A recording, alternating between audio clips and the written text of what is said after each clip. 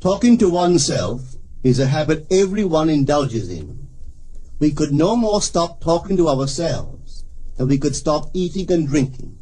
All that we can do is control the nature and the direction of our inner conversations. Most of us are totally unaware of the fact that our inner conversations are the causes of the circumstances of our life. We are told that as a man thinketh in his heart, so is he. But do we know that man's thinking follows the tracks laid down in his own inner conversations? To turn the tracks to which he is tied in the direction in which he wants to go, he must put off his former conversation, which is called in the Bible the old man, and be renewed in the spirit of his mind.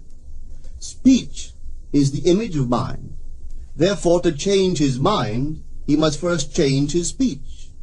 By speech is meant those mental conversations we carry on with ourselves. The world is a magic circle of infinite possible mental transformations, for there are an infinite number of possible mental conversations. When man discovers the creative power of inner talking, he will realize his function and his mission in life. Then he can act to a purpose. Without such knowledge, he acts unconsciously. Everything is a manifestation of the mental conversations which go on in us without our being aware of them. But as civilized beings, we must become aware of them and act with a purpose. A man's mental conversations attracts his life. As long as there is no change in his inner talking, the personal history of the man remains the same. To attempt to change the world before we change our inner talking is the struggle against the very nature of things. Man can go round and round in the same circle of disappointments and misfortunes, not seeing them as caused by his own negative inner talking, but as caused by others. This may seem far-fetched, but it is a matter which lends itself to research and experiment. The formula the chemist illustrates is not more certainly provable than the formula of this science by which words are clothed in objective reality. One day a girl told me of her difficulties in working with her employer. She was convinced that he unjustly criticized and rejected her very best efforts.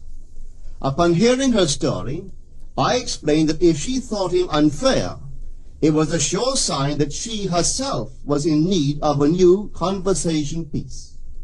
There was no doubt but that she was mentally arguing with her employer, for others only echo that which we whisper to them in secret. She confessed that she argued with him mentally all day long. When she realized what she had been doing, she agreed to change her inner conversations with her employer.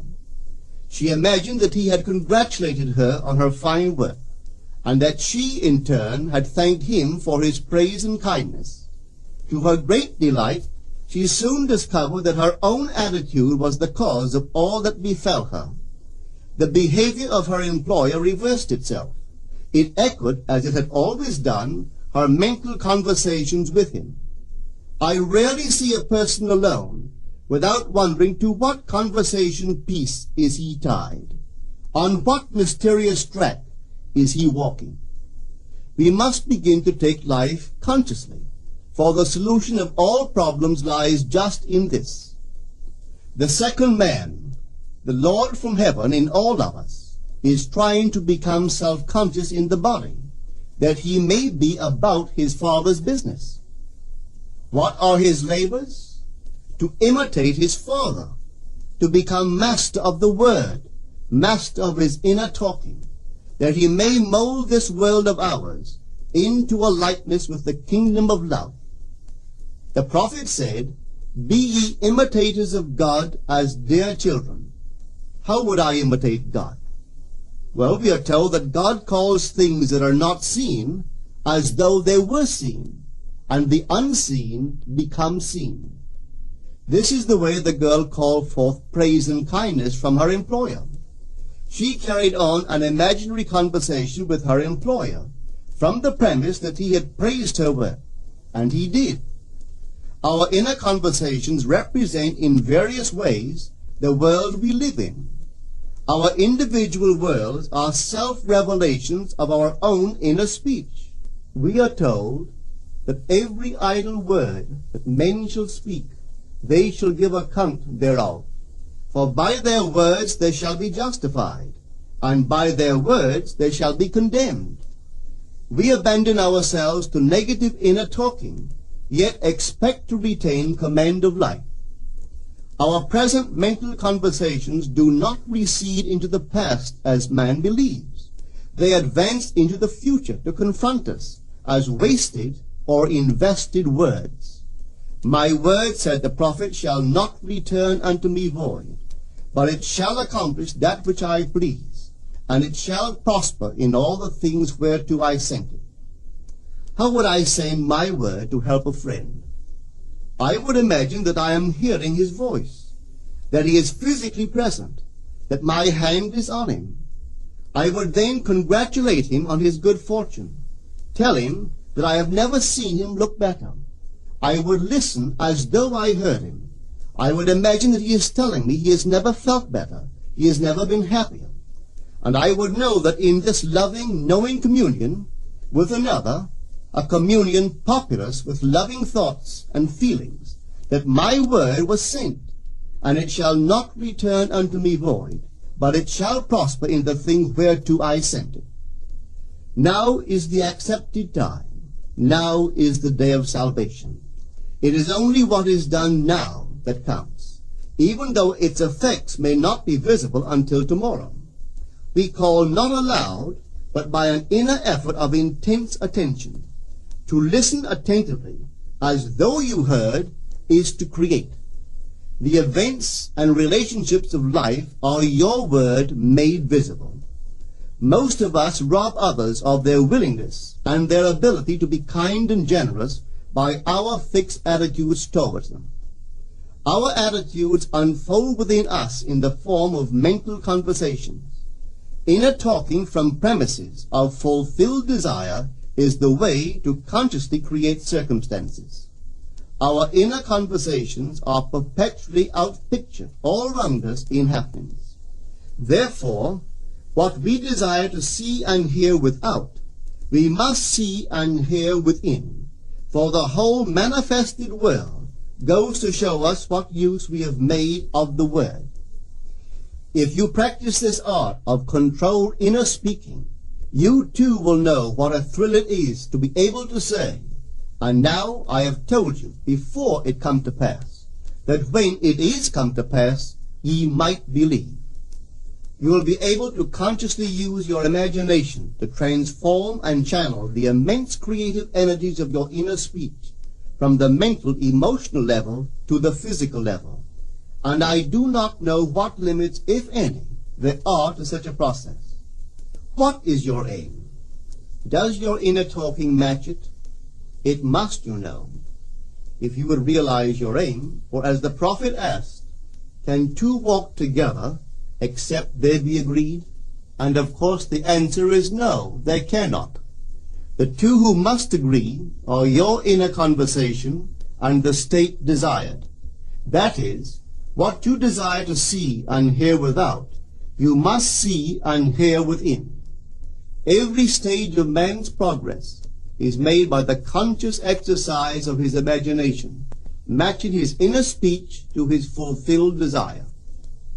As we control our inner talking, matching it to our fulfilled desires, we can lay aside all other processes.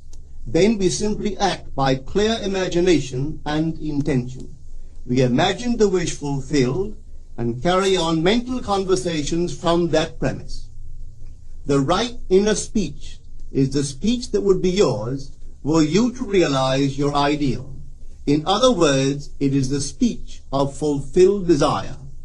Now you will understand how wise the ancient was when he told us in the Hermetica, there are two gifts which God has bestowed upon man alone and on no other mortal creature. These two are mind and speech, and the gift of mind and speech is equivalent to that of immortality. If a man uses these two gifts rightly, he will differ in nothing from the immortals. And when he quits his body, Mind and speech will be his guides, and by them he will be brought into the troop of the gods and the souls that have attained to bliss. With the gift of mind and speech, you create the conditions and circumstances of life. In the beginning was the Word, and the Word was with God, and the Word was God. The Word, said Hermes, is Son, and mind is Father of the Word. They are not separate one from the other, for life is the union of Word and mind. You and your inner talking or word are one. If your mind is one with your inner conversation, then to be transformed in mind is to be transformed in conversation. It was a flash of the deepest insight that taught Paul to write, "Put off the former conversation, the old man, which is corrupt, and be renewed in the spirit of your mind. Put on the new man." Put on the new man and be renewed in the spirit of your mind is to change your inner conversation, for speech and mind are one. A change of speech is a change of mind. The prophet Samuel said, "The Lord spake by me, and his word was in my tongue." If the Lord's word was in the prophet's tongue, then the Lord's mouth that uttered the word must be the prophet's mind. For inner conversations originate in the mind and produce little tiny speech movements in the tongue. The prophet is telling us that the mouth of God is the mind of man, that our inner conversations are the word of God, creating life about us as we create it within ourselves. In the Bible you are told that the word is very near to you, in your mouth and in your heart, that you may do it. See, I have set before you this day life and good, death and evil, blessings and cursings. Choose life. The conditions and circumstances of life are not created by some power external to yourself. They are the conditions which result from the exercise of your freedom of choice, your freedom to choose the ideas to which you will respond. Now is the accepted time. This is the day of salvation. Whatsoever things are of good report, think on these things. For your future will be formed by the word of God, which is your present inner talking. You create your future by your inner conversations. The worlds were framed by the word of God, that is, your inner talking. See yonder fields? The sesamum was sesamum, the corn was corn, the silence and the darkness knew. So is a man's fate born. For ends run true to origins. If you would reap success, you must plant success. The idea in your mind which starts the whole process going is the idea which you accept as true. This is a very important point to grasp, for truth depends upon the intensity of imagination, not upon facts. When the girl imagined that her employer was unfair, his behavior confirmed her imagination. When she changed her assumption of him, his behavior reflected the change, proving that an assumption, though false, if persisted in, will harden into fact. The mind always behaves according to the assumption with which it starts. Therefore, to experience success, we must assume that we are successful. We must live wholly on the level of the imagination itself, and it must be consciously and deliberately undertaken. It does not matter if, at the present moment, external facts deny the truth of your assumption. If you persist in your assumption, it will become a fact. Signs follow, they do not precede. To assume a new concept of yourself is to that extent to change your inner talking or word of God, and is therefore putting on the new man. Our inner talking, though unheard by others, is more productive of future conditions than all the audible promises and threats of men. Your ideal is waiting to be incarnated, but unless you yourself offer it human parentage, it is incapable of birth. You must define the person you wish to be, and then assume the feeling of your wish fulfilled, in faith that that assumption will find expression through you. The true test of religion is in its use, but men have made it a thing to defend. It is to you that the words are spoken.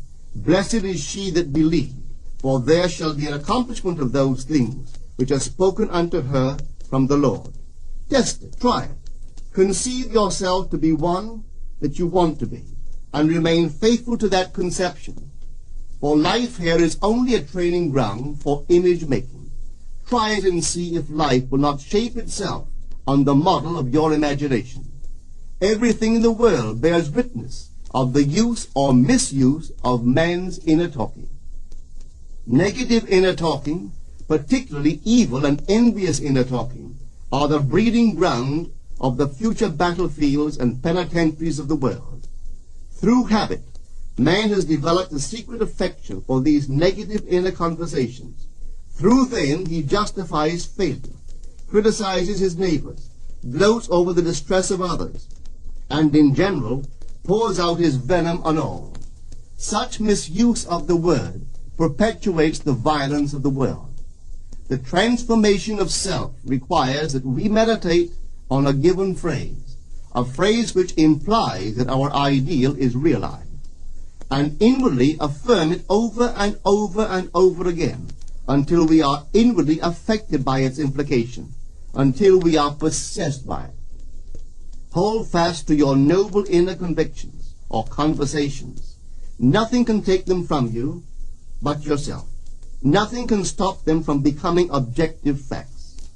All things are generated out of your imagination by the Word of God, which is your own inner conversation. And every imagination reaps its own words which it has inwardly spoken.